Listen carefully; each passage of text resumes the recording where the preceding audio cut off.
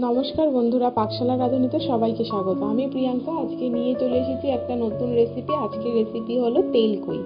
তেল কই বানানোর জন্য আমি নিয়ে নিয়েছি কই মাছ। কই মাছগুলোকে ভালো করে ধুয়ে পরিষ্কার করে খোসা ছাড়িয়ে একদম ধুয়ে পরিষ্কার করে নিয়েছি। এবার দিয়ে দিয়েছি তার মধ্যে হলুদ, নুন আর সর্ষের তেল দিয়ে আমি এটাকে খুব ভালো করে ম্যারিনেট করে নেব।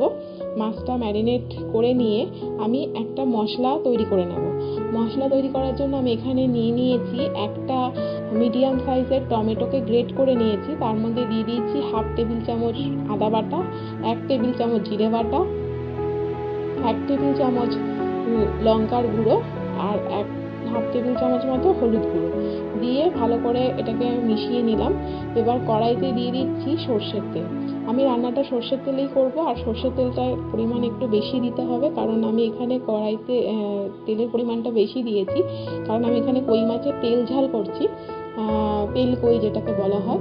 তো কাজেই এখানে আমি তেলের পরিমাণটা একটু বেশিই দিতে হবে। এবার কই মাছগুলোকে দিয়ে আমি একটু নেড়ে চেড়ে লাল করে ভেজে তুলে নেব।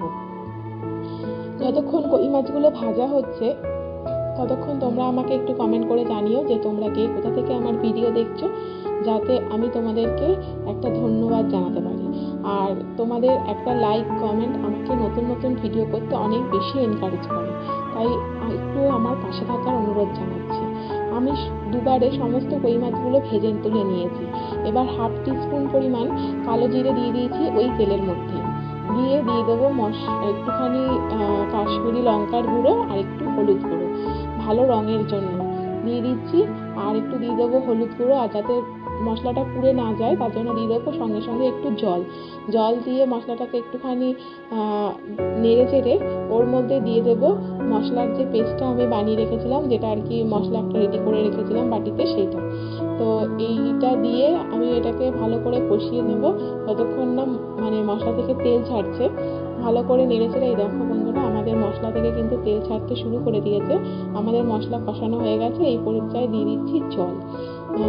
বেশ খানিকটা এখানে জল দিয়ে দিয়েছি। ঝোলের পরিমাণ তোমরা কীরকম রাখবে সেই অনুযায়ী। তবে আমি জল দিয়ে একটু ফুটে উঠলে দিয়ে দিচ্ছি 2টো চেরা কাঁচা লঙ্কা। একটু ফুটে উঠলে পরে আমি দিয়ে দেবো ভেজে রাখা কই মাছগুলো, দিয়ে ঢাকা দিয়ে দেবো। দেখো আমার ঝোল কিন্তু ফুটে গেছে, আর আমি মাছগুলোকে সব ঝোলের মধ্যে দিয়ে দিচ্ছি।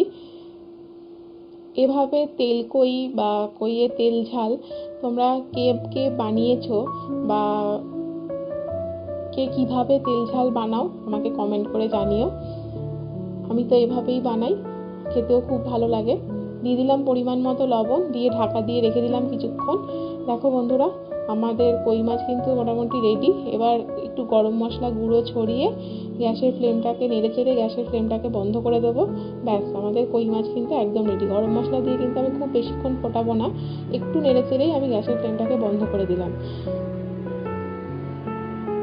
এবার এটাকে একটা সার্ভিং বলে ট্রান্সফার করে গরম গরম ভাতের সাথে পরিবেশন করব। এই রেসিপিটা কিন্তু ভাতের সাথে ভীষণ ভালো লাগে। তোমরা অবশ্যই বাড়িতে ট্রাই করো এবং আমাকে জানিও কেমন লেগেছে। যারা আমার পাশে রয়েছো তাদেরকে আমার তরফ থেকে অসংখ্য ধন্যবাদ জানাই। আর যারা আমার চ্যানেলের নতুন দর্শক বন্ধু, তারা আমার চ্যানেলটি সাবস্ক্রাইব করে এবং ফেসবুক থেকে দেখে থাকলে আমার পেজটাকে ফলো করে আমার পাশে থাকার অনুরোধ জানাচ্ছি। আর এতক্ষণ আমার পাশে থাকার জন্য, আমার সাথে থাকার জন্য তোমাদেরকে অসংখ্য ধন্যবাদ। সবাই ভালো থেকো। আবার নতুন রেসিপি নিয়ে ফিরে আসবো এখানে।